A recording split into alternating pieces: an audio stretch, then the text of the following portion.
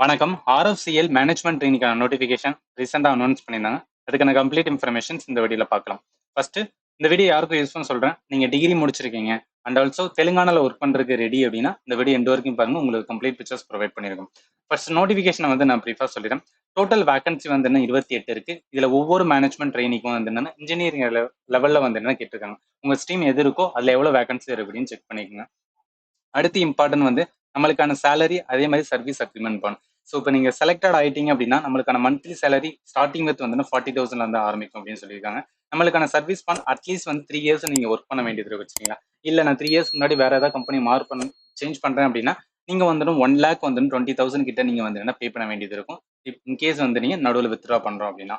இப்போ எசென்ஷியல் குவாலிஃபிகேஷனை பொறுத்தளவுக்கு நீங்கள் இப்போ ஒவ்வொரு இன்ஜினியரிங்ல வந்து எந்த ஸ்ட்ரீம் இருக்கோ அதுக்கு ஏத்தாப்புல நீங்கள் வந்து என்னன்னா பிஇ, பிடெக் ஆர் பிஎஸ்சி வந்து என்னன்னா அந்த ஸ்ட்ரீமுக்கு ஏத்தாப்புல நீங்க முடிச்சு. For example management training chemical அப்படின்னா கெமிக்கல் இன் டெக்னாலஜி ஒரு கெமிக்கல் இன்ஜினியரிங்ல வந்து நீங்க பிஇ, பிடெக் ஒரு பிஎஸ்சி வந்து முடிச்சிருக்கணும். சரிங்களா. இதுல எதுக்குமே எக்ஸ்பீரியன்ஸ் கேட்கல. நீங்க வந்து என்னன்னா உங்களோட குவாலிஃபிகேஷன் மட்டும் தான் கேட்டிருக்காங்க. அதை வச்சு வந்து டேரக்டா அப்ளை பண்ண வேண்டியது இருக்கும். சரிங்களா.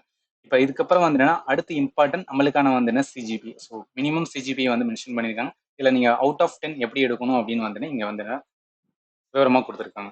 சரி, இப்போ கட் ஆஃப் டேட் அதாவது என்னன்னா உங்களுக்கான கிராஜுவேஷன்ஸ் வந்து என்ன எந்த டேட்டுக்கு முன்னாடி நீங்க முடிச்சிருக்கணும் அப்படின்னு வந்து நீங்க மென்ஷன் பண்ணியிருக்காங்க. சரிங்களா. அடுத்து ரிசர்வேஷன்ஸ் வந்து ஃபார் தி ஏஜ் கேட்டகரியில் வந்து என்னென்ன இருக்கு.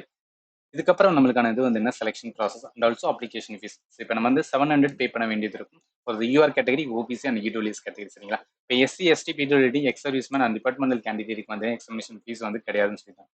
இப்போ அப்ளை பண்ணுறதுக்கான கடைசி டேட் வந்து 14th March 2024 முன்னாடி வந்து நம்ம எலிஜிபிள் வந்து அப்ளை பண்ண வேண்டியது. சரி, இப்போ நீங்கள் தெரிஞ்சிருக்கும் இன்ஜினியரிங் முடிச்சிருக்கேன் அண்ட் ஆல்சோ வந்து எனக்கு ஓகேவா இருக்கு இந்த எக்ஸாம் அப்ளை பண்ணணும் அப்படின்னா இதுக்கான செலெக்ஷன் ப்ராசஸ் கம்ப்யூட்டர் பேஸ்ட் வந்து டெஸ்ட் இருக்கும். சரிங்களா. உங்களுக்கான கம்ப்யூட்டர் பேஸ்ட் டெஸ்ட்டில் எங்க நம்மளுக்கு எக்ஸாம் சென்டர் இருக்குன்னா சென்னையில மட்டும் தான் இருக்கும். சரிங்களா. தமிழ்நாடு பொறுத்தளவுக்கு சென்னை மட்டும் தான் அங்க வந்து மென்ஷன் பண்ணியிருக்காங்க. சரி, இப்போ கம்ப்யூட்டர் பேஸ்ட் டெஸ்ட்னா என்ன இருக்கும். 2 பார்ட்ஸ் இருக்கும். ஒரு பார்ட் வந்து உங்களோட டிசிப்ளின், அதாவது நீங்க எந்த ஸ்ட்ரீம் முடிச்சிட்டீங்களோ அந்த ஸ்ட்ரீம்ல இருக்கும். செகண்ட் பார்ட் வந்து என்னன்னா ஆப்டிடியூட் இருக்கும். சரிங்களா. மொத்தம் 150 கொஸ்டின் இருக்கும்.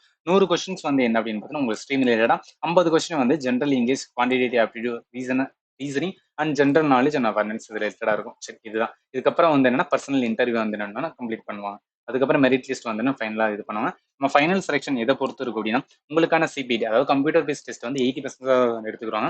Personal interview 20%. மொத்தமாக 100% வந்து எவ்வளோ மார்க் எடுக்கீங்க அதை வச்சு உங்களுக்கான மெரிட் லிஸ்ட் வரும். சரி, இப்போ பார்த்ததுக்கு அப்புறம் எலிஜிபிளா இருக்கீங்களா இல்லையான்னு தெரிஞ்சுக்கலாம். இப்போ நம்ம எப்படி அப்ளை பண்றோம் இதுக்கான வெப்சைட் இங்கே மென்ஷன் பண்ணிக்கலாம். சரிங்களா. இதுக்கான நீங்க அட்வர்டைஸ்மெண்ட் செக் பண்ணிக்கலாம். ஆர் எல்ஸ் வந்து டேரக்டா அப்ளை பண்றது வந்து அப்ளை பண்ணிக்கலாம். இந்த வெப்சைட் லிங்க் ப்ளஸ் வந்து நோட்டிஃபிகேஷன் ரெண்டுமே இந்த வீடியோட வந்து டிஸ்கிரிப்ஷன் பாக்ஸ் நான் ப்ரொவைட் பண்றேன். நீங்க டேரக்டா கிளிக் பண்ணி வந்து செக் பண்ணி பார்த்துக்கலாம்.